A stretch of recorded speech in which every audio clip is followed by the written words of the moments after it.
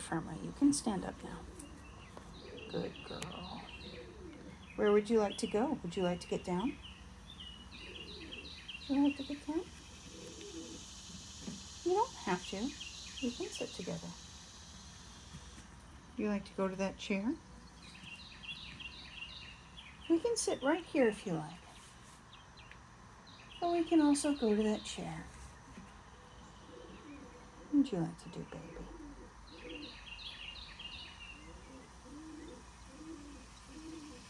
That's a sheep in the window. Those are cicadas. Those are cicadas. I'm going to take a step down the stair, okay? Good girl. You're okay. Oh, I see. I'm sorry.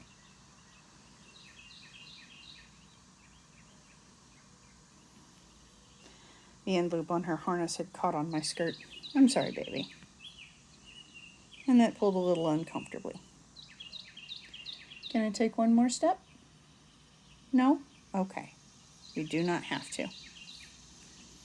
We do not have to. You can get down and go see things if you want to. You can get down and go look if you want to, but you don't have to. You can stay right there.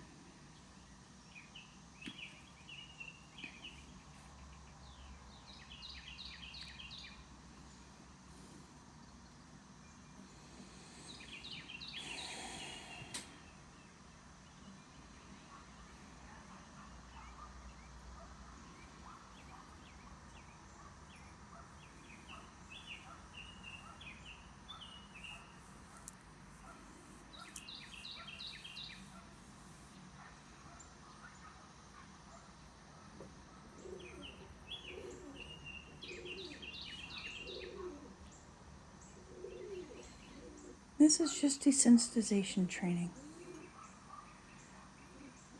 When a bird starts harness work as an adult, it's much easier if you teach them from nestlinghood, but I didn't do that with her. And that was a mistake on my part. See, the thought that I had at the time was that birds I intend to breed need to be left alone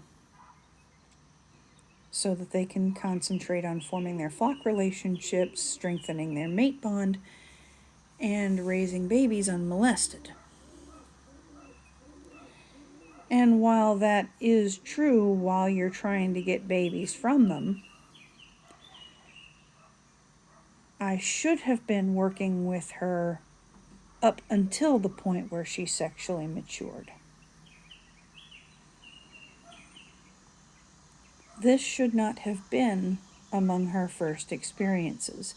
This would have been much easier on her if I had been doing it from squeakerhood.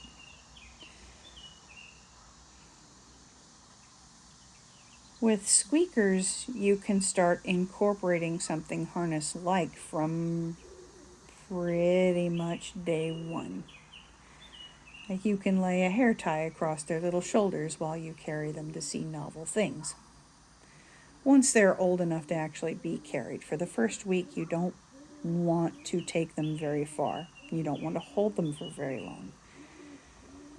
For the first week, because they are so small and because they chill so fast and because your body temperature is so much lower than theirs, okay. You only want to hold them for a few seconds, long enough to look them over, visually assess them, maybe take a photo for your own personal records, and then put them immediately back under the parent. You are aiming for 30 seconds to 1 minute interaction.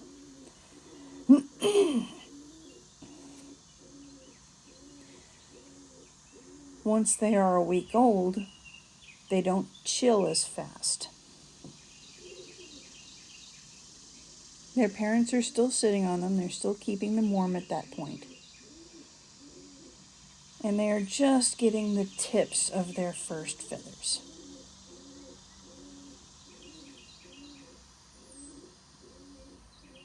Cicada noises, baby. That's a mockingbird.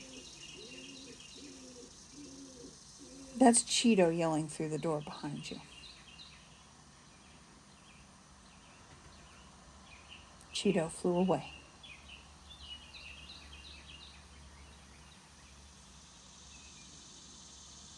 Cicada noises are getting louder.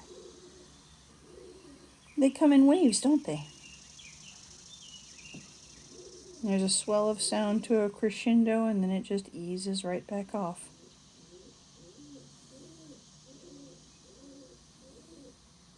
Like if an annoying buzz lapped at the shore.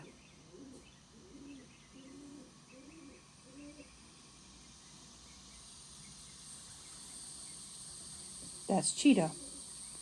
Nothing scary is happening. Cheeto just wants to come out with us, and he's not harnessed, so he can't. I'm not harnessing Cheeto at the same time you're harnessed because Cheeto would chase you around me and the two of you would tie me up. That would not be good for any of the three of us. So training sessions are just one-on-one. One bird, one handler.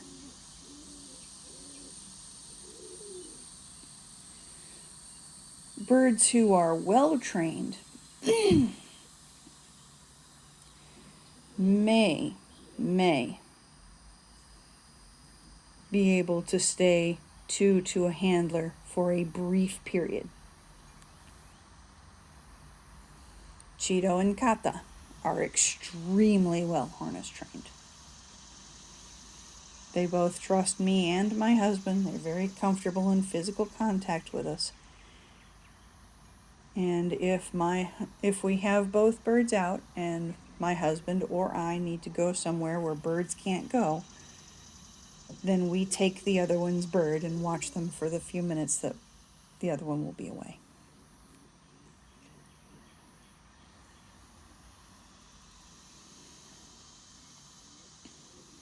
You don't want to overwhelm yourself because you, the trainer, are what your bird is looking to for direction. You have to be the most stable thing in the environment.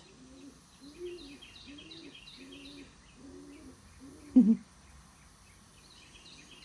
that funny how that marking down her beak kind of makes it look bent? It's not actually. It's an optical illusion. You can tell when all you can see is the pink. Or when she turns the striped bits to the side.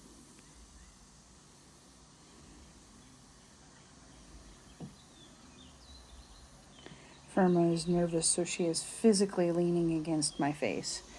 And she's not nervous about any of the stuff she hears outside.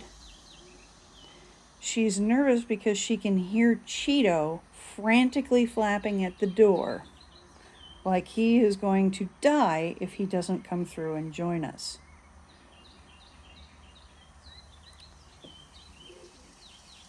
Pigeons' wings are noisy for a reason. It is a non-vocal alarm call. The higher the pitch, the more danger the bird is in. So the higher the pitch of the wing flaps, the faster the rest of the flock gets into the air. So she is hearing these rapid, high-pitched wing flaps through the door and thinking something must be wrong. Cheeto is literally just throwing a tantrum that he is not being included. She's also fascinated by the cicada noise.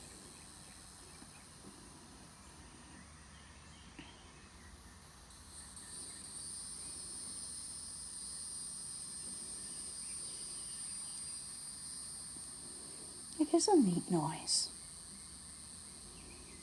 An especially neat noise now that Cheeto's not losing his mind. But she's still leaning on me for physical comfort. That's just a byproduct of being broody. She wants to crouch, and my face is just a comfortable thing to lean on. Firma and Cirrus are very sweet. A perfect temperamental match for each other.